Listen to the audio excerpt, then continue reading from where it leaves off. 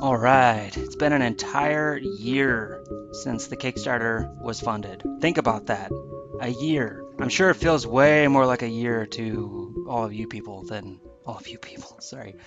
To all of you wonderful backers. Um, and to me, it feels like 2 or 3 months, absolute tops. That's just how things go when stuff is happening really quick. But to you, it's just been a slow trickle of information. Not a whole lot appears to be going on. Here, it's crazy. I mean, you know, this is my life. I guess you can sort of see back here. This is it. This is my mind. This is my life. It's all just the game surrounding me forever. Boy, this is starting out dark. Okay, let's start over. Hello, it's been a year. You've all been very patient with the lack of updates. I'm going to try and reward your patience today by giving you some updates, starting with a new backers calendar. I'll put a lot of work into this. This is going to replace the old backers calendar, which I had sort of stopped updating because I was tired of setting deadlines that then lapsed all the time. This new format doesn't have any deadlines. So I'll be updating that a lot more frequently. You can sort of see a broad overview of where the game is at, just in general, all the different tasks that are, done or not done or partly done or whatever. Okay, right off the bat, when the Kickstarter was funded last year, we set a deadline of end of second quarter 2014. And we're not there yet, but we're getting pretty close. And I said on the forum that if it ever seemed like I wasn't going to make it, I would call it off. So today I'm calling it off officially. I'm saying we're not going to make that. You can see, I mean, if you look at the backers calendar, you can see what's left. It's not a trivial amount of work. There's a lot of stuff. So I'm not going to set a new deadline either. I'm just going to say, this is hard for me. I'm just going to say that it's going to be done when it's done. I'm trying to get zen about this whole deadline thing because one of the struggles I've dealt with in this past year is the setting and missing of deadlines. This is unusual for me. I'm a very deadline-oriented person. I like them. They're great. In the case of this project, I don't know. I guess game development is just different. I guess it's just different because I can't seem to make deadlines. I can't seem to set reasonable deadlines. I don't know what the problem is. But like I said, I'm getting zen. It's cool. I'm cool. We're all cool here. I'm just going to say that when it's done. The one little addendum I'll add to that is I can't see this taking longer than the end of 2014. I just can't see that happening. But I'm not going to make that the deadline. The deadline is when it's done, and that's okay. I'm okay with that. I'm not at all frustrated. I'm not at all frustrated with the lack of deadlines. Nope. Okay, deadline stuff aside, how is the game doing, you ask?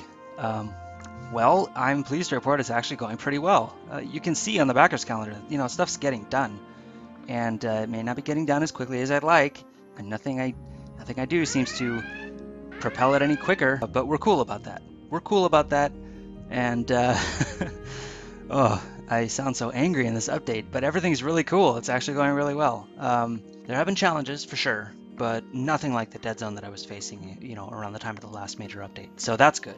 It's kind of a challenge to summarize what they are this time around, because unlike the dead zone, they're a lot more diverse this time. But I thought about it, and I decided that if there's one issue that encapsulated the largest number of problems that I've had to solve, it's scalability. A lot of the solutions that I came up with early on, and they were good solutions, they were totally adequate, but when I would, do that one thing 100 times, suddenly it wasn't so great a solution anymore.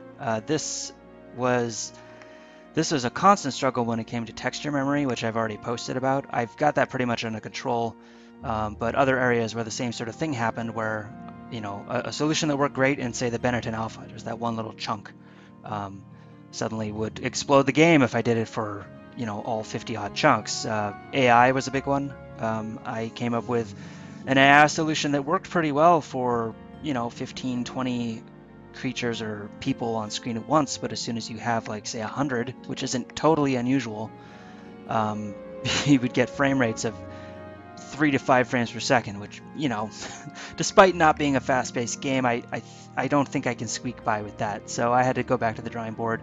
It also covers stuff like discovering that I don't actually have time to manually do a lot of the stuff that I expected to do manually. An example of this that most clearly demonstrates the sort of ripple effect that you get was the structure templates.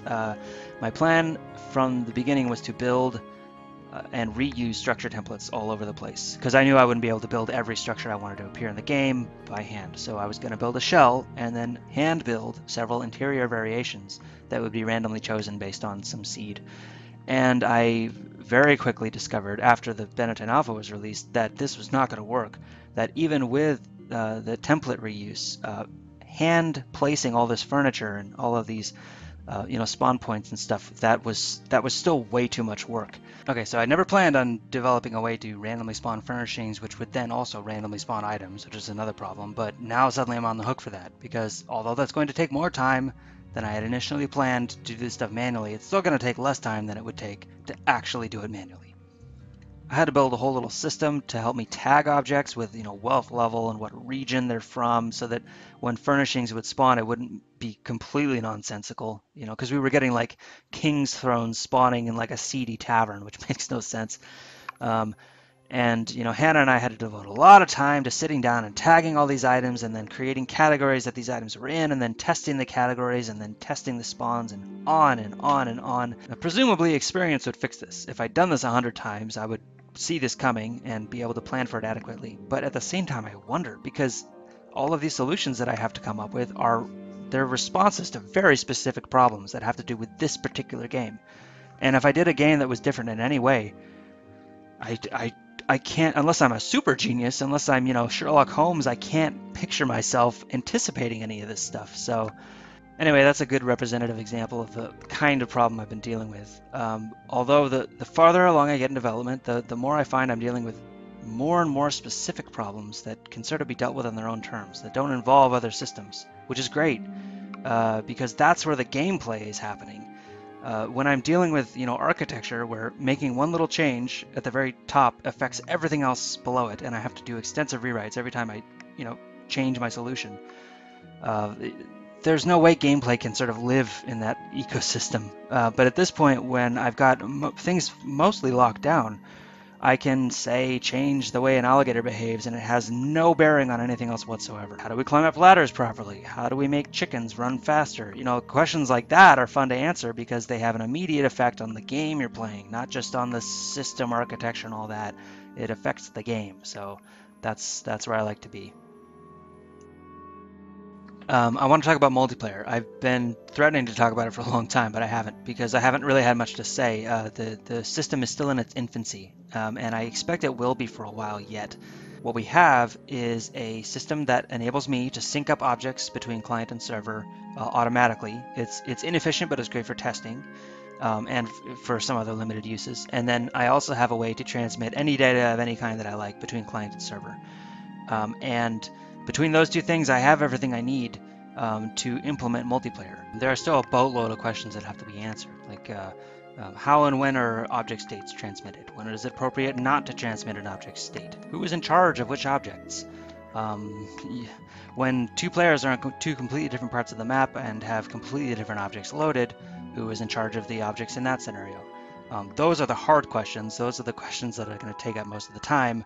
But whatever the answers to those questions, and I have some, they're just not set in stone, they will ultimately be implemented using these foundations. So I guess overall my report on multiplayer is positive, because the last time I was talking about it was in the dumps. But thankfully I found someone, Matthew Davey. He's been instrumental in getting the foundation set up. The greater portion of the work still lies ahead of me, but nothing that we've looked into so far leads me to believe that I'm going to have trouble implementing 4-player co-op the way I want, which is to say simply very straightforward and without a whole lot of thought put towards issues like, sync speed and lag, because most of the actions that you're taking together don't require absolute perfect sync, which eliminates a lot of the engineering from the equation. There's still a lot to do, but at least we don't have to worry about getting response times down to 20 milliseconds or something like that. I think that pretty much wraps it up for this video. There's other stuff that I talk about in the Kickstarter update. I think I'm going to go over weapons. I'm going to have some more screenshots. We're going to have the videos that I'm going to roll out over the next couple days. So keep an eye out for all that. We're still selling pre-orders, and I intend to continue going that route. I briefly flirted with the idea of going with Steam Early Access, but after the string of early access disasters that I've witnessed, I've decided to steer well clear of that, and we're just going to stick with pre-orders and then release the game when it's done. So if you wanted to be a backer or whatever, if you just want to support the game, or if you know someone who wants either of those things, direct them to the main site. They can get the pre-order there. I want to make it clear that there's no pre-order bonus or anything like that. Pre-order bonuses are something I personally don't really like. I feel that if you opt not to pre-order, then you shouldn't lose anything, and you won't in this case. So don't let that stop you or anything, because you still help us out, but also know that if you don't have the cash sitting around and you miss out on the pre-order opportunity, you're not losing anything. So that's important to me. All right, I'm going to finish out this video with kind of a tacky personal note to everyone that I've been ignoring, family, friends, whatever. If you haven't seen me, if you don't know about this project and think I've fallen down a well, I'm going to take special effort to ensure that you see this video. I'm sorry that you haven't seen me. I'm working real hard. This is a once-in-a-lifetime opportunity, and I'm just sinking every ounce of effort I have into it. And when I emerge, you know, like a butterfly from a chrysalis, I'll be carrying a game under my arm, so don't worry, it'll all be worth it. And I was gonna say it'll happen by the end of 2014, but we're not doing that. We're not doing that. I'll be done when I'm done. And that's okay. We're okay with that. Okay. And on that note, I'll catch you next time.